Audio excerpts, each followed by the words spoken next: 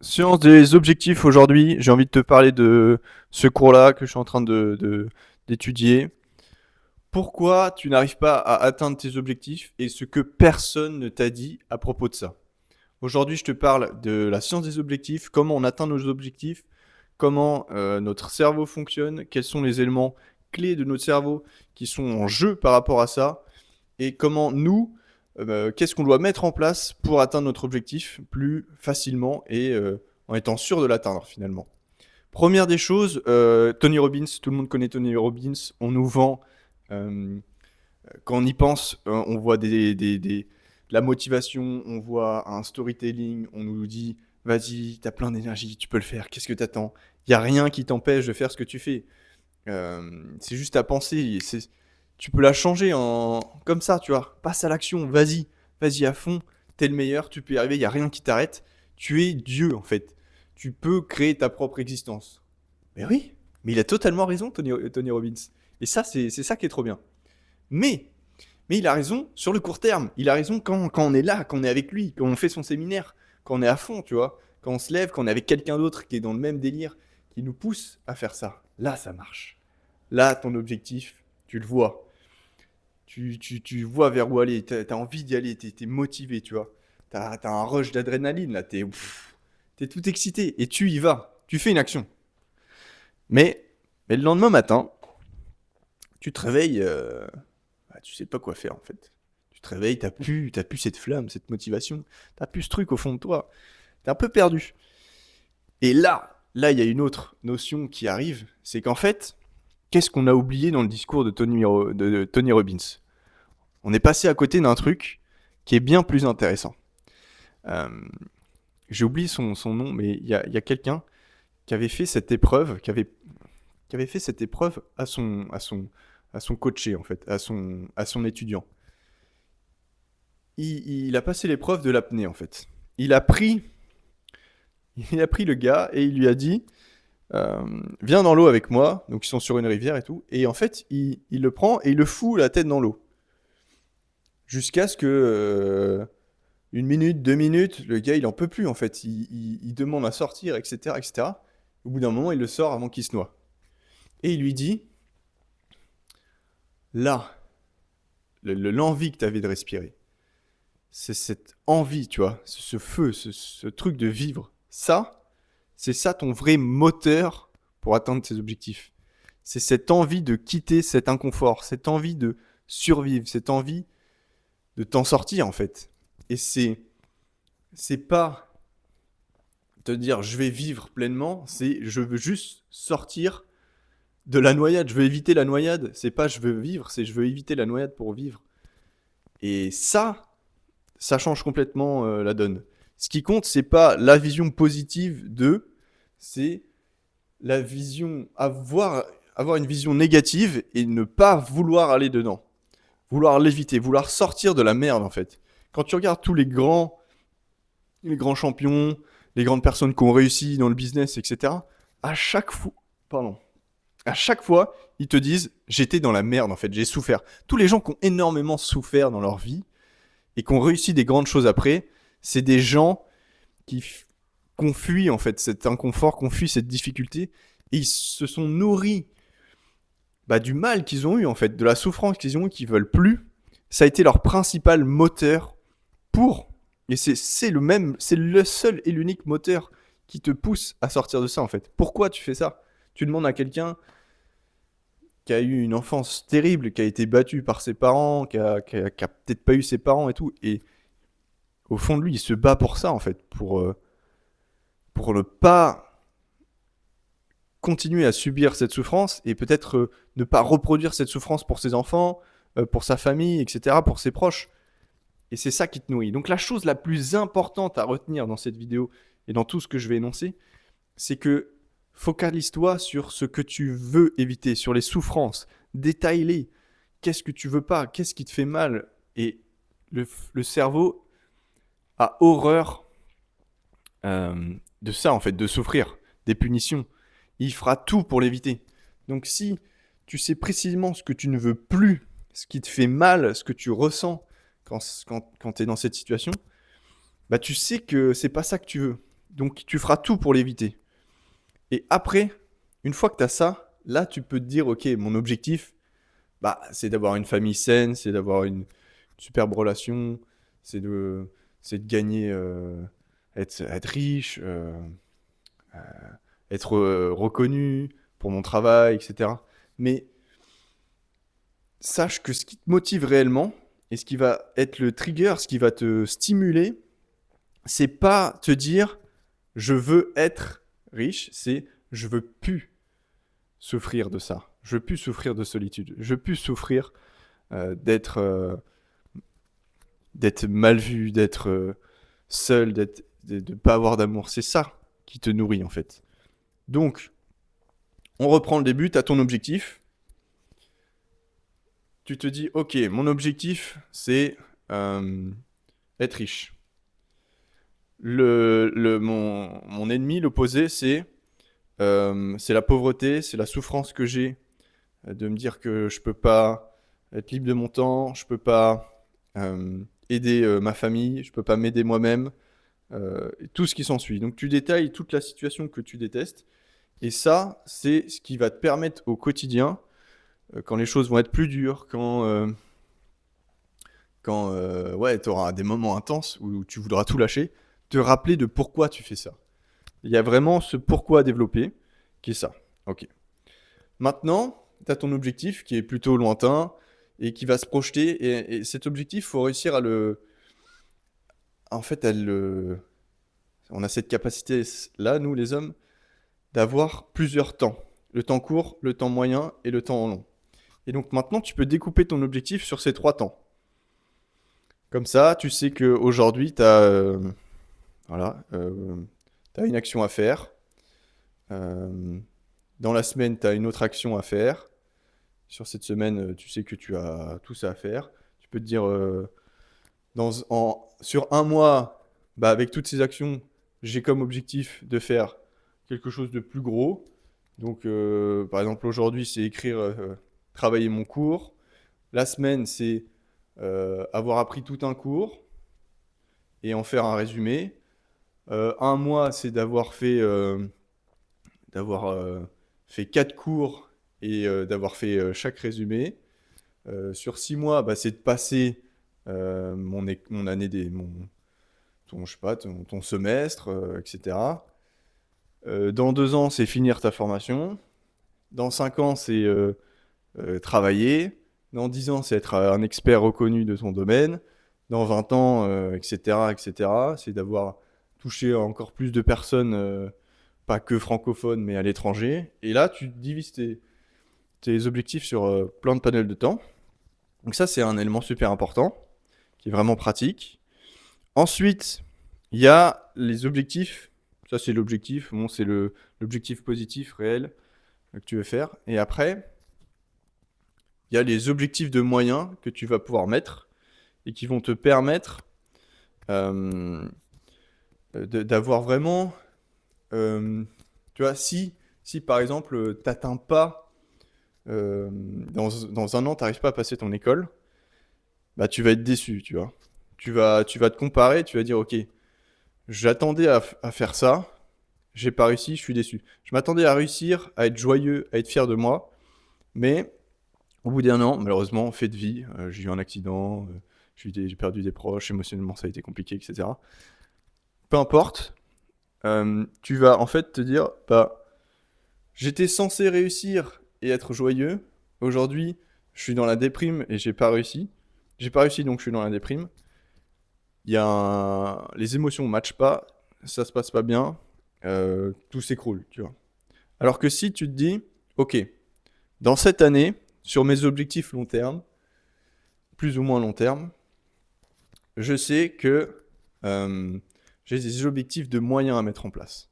Donc quand je reprends l'exemple de apprendre mon cours chaque jour, au bout d'une semaine, avoir travaillé sur mon cours chaque jour, apprendre mon cours en une semaine, apprendre plusieurs cours en un mois, etc.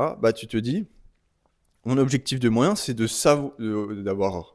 réussir à me mettre au travail 4 heures par jour, assis sur une chaise, pleinement concentré. Voilà, ça, c'est un objectif de moyen. C'est une action, tu dis, ok, pour avancer, concrètement, en plus, ça te permet d'avoir des repères, tu vois. Faut que je travaille 4 heures. Bah, si tu travailles 3 heures, tu te dis, bah, ok, j'ai pas travaillé assez. Si tu travailles trop, tu dis, bah, c'est cool. En fait, je suis même meilleur que mon objectif. Et à la fin de l'année, si tu réussis pas ton examen, tu dis, bah, ouais, ok, j'ai pas réussi, ça a été une année compliquée, rien n'a été avec moi pour réussir ça.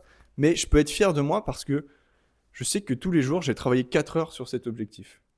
Je sais que tous les jours, ou toutes les semaines, je faisais une vidéo pour expliquer mon cours. Et ça, j'en suis fier. Je suis sorti de ma zone de confort là-dessus, etc., etc. Et les objectifs de moyens, c'est vraiment la partie à explorer qui est la plus intéressante et la plus créative et qui va te satisfaire en fait. C'est elle qui va te permettre d'avoir des progrès dessus, de pouvoir savoir si tu es sur la bonne direction ou non, etc. etc. Et ça, c'est primordial. Ensuite, on a plein d'objectifs dans notre vie. Il faut aussi les limiter. Parce que si tu pars avec 15 objectifs différents, typiquement, c'est quand les gens, on leur dit c'est quoi tes objectifs, ils commencent à être stimulés, tu vois, ils t'en disent un autre, puis il y a plein d'idées qui viennent et ils t'en balancent 15. Perdre du gras, mieux manger, avoir une nouvelle copine, monter un business, voir ma famille, euh, je sais pas, voyager, etc. Non, c'est trop.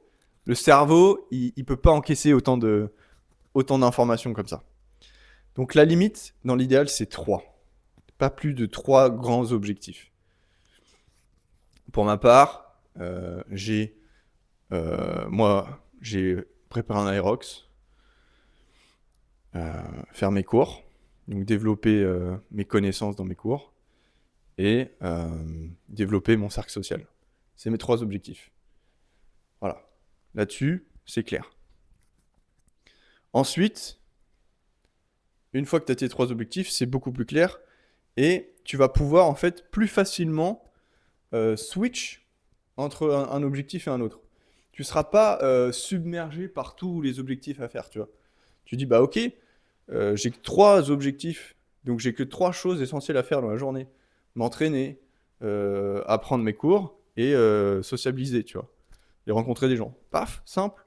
T'es pas submergé de trop d'infos. Donc ça, c'est vraiment plus pratique. Qu'est-ce que j'ai d'autre à te dire? Ensuite, il faut pas en fait surcharger ton cortex préfrontal. Voilà, maintenant je vais t'expliquer un peu plus la neuroscience derrière tout ça et comment ça fonctionne dans le cerveau.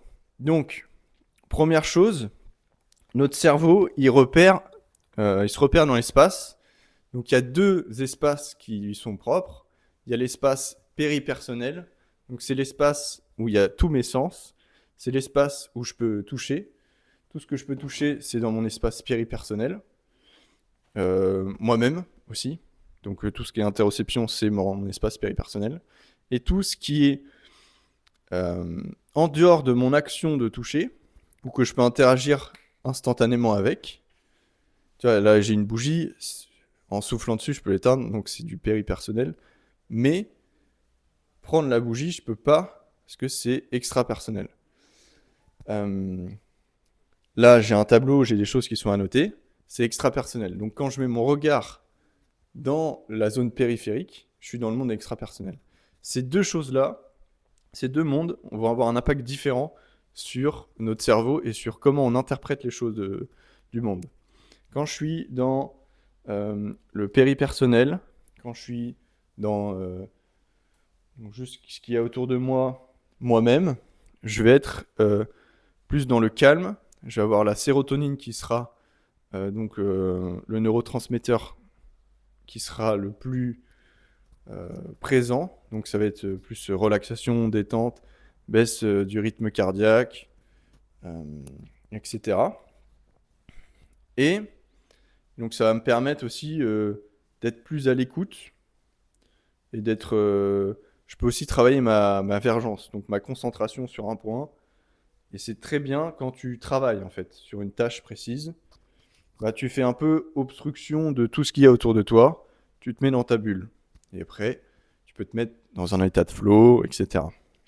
Et après, tu as toute la zone extra-personnelle qui est liée au visuel, aux yeux, à notre regard, à notre vision. Et là, ça va être la dopamine qui va être le neurotransmetteur principal parce que c'est lui qui va nous pousser à l'action. En fait, c'est une hormone qui nous récompense, mais aussi qui nous pousse à l'action. Et qui peut être aussi donnée par anticipation à une action.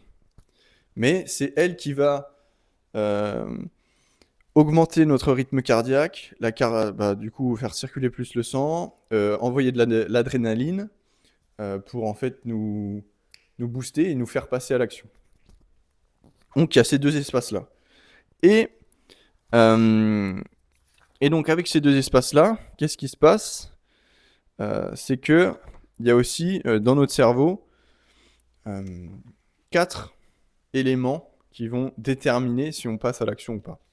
On a l'amygdale dans notre cerveau qui va être lié à la détection de tout ce qui est peur et qui va qui va préférer nous rassurer. En fait, le corps, il préfère être assuré que d'avoir raison, tu vois. On préfère éviter ce qui nous dérange, éviter nos peurs, que d'avoir raison. Donc il y a une étude, il y a un prof qui avait fait ça. C'est dans un amphi, il demande à un élève de sortir. Il dit à toute la classe, on va lui poser une question. Est-ce que Paris est la capitale de la France ? Nous, on va tous répondre que non, c'est Lille. Et lui, on va lui poser la question. Et on va voir comment il réagit. Et on se rend compte que l'élève revient, il répond juste une première fois. Et après, quand il se rend compte que tout le monde n'a pas le même avis, il va changer d'avis pour vaincre sa peur d'être isolé du groupe. Et ça, c'est super important de te rendre compte que tu as des mécanismes de peur qui t'empêchent de passer à l'action. Et ce qui te permet de passer à l'action, c'est les ganglions de base. Donc il y a le striatum qui en fait partie. Et lui, son rôle, c'est de dire go, on y va, ou no go, on passe pas à l'action. Et il fait ça en allumant ou en éteignant le cortex préfrontal, qui lui gère toute la planification et l'exécution des tâches. Et après, il y a aussi le cortex orbitofrontal qui lui, ça va être lui qui va gérer, en fait, une fois que tu fais l'action, qui va écouter tes émotions, tes ressentis, et il va dire, ok, l'action, c'était d'aller manger du chocolat, tu vois, et c'est censé nous procurer de la joie. Là, on est allé manger du chocolat, il était pourri, donc j'ai pas eu de la joie, j'ai eu de la déception. Tu vois. Donc lui, son rôle, c'est de comparer ce qui est attendu comme émotion et ce qu'il est réellement pour savoir si y a un progrès ou non, ou si c'est bien ce qui se passe ou non. Et donc, il est très important, lui aussi, à comprendre pour le progrès, pour savoir si on est sur la bonne voie sur nos objectifs, etc. Donc avec ces 4 éléments dans le cerveau, on va pouvoir comprendre quels sont les mécanismes à mettre en place pour optimiser notre poursuite d'objectifs. Donc comme je le disais, le visuel, c'est super important. C'est en fait notre cognition, elle va suivre notre visuel, notre vision. Quand tu vas regarder quelque chose, tu vas te concentrer dessus. Et il y a 2 modes. Soit il y a le mode vergence où tu vas être dans l'analyse, dans la recherche de détails, essayer tu vas te concentrer, le champ de vision va se réduire, montée d'adrénaline, montée du rythme cardiovasculaire. Et là, tu es concentré. Ou tu as le mode plutôt magno-cellulaire où là, vue d'ensemble, vue détachée, repos et baisse du rythme cardiaque, etc.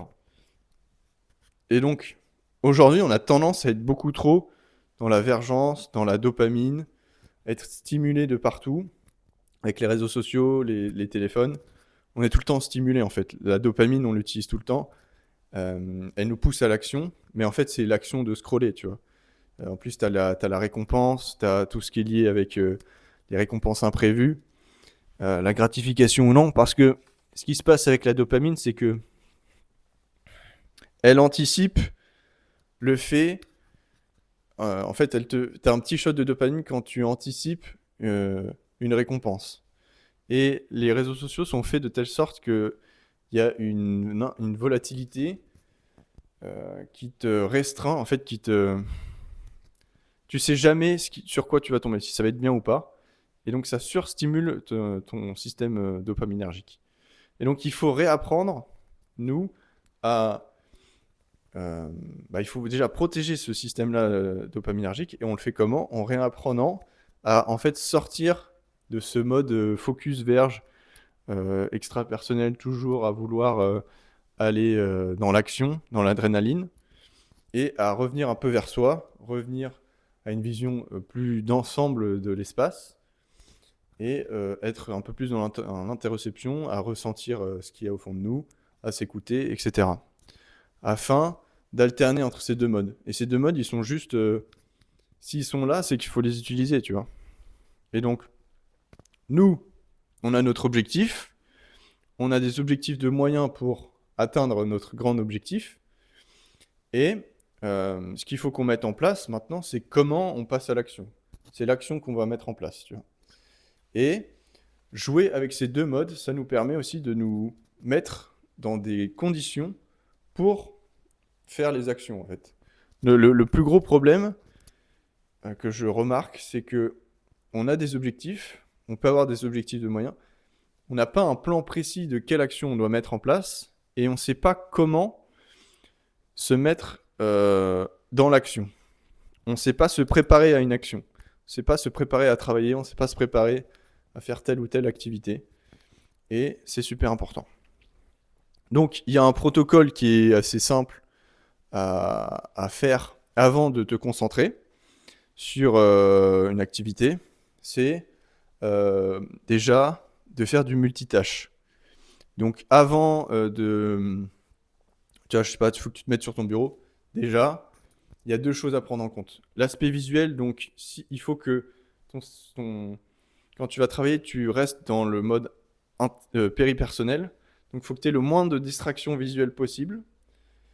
Et après, multitâche, donc tu vas faire plein d'actions pour stimuler en fait ton cerveau, pour l'activer.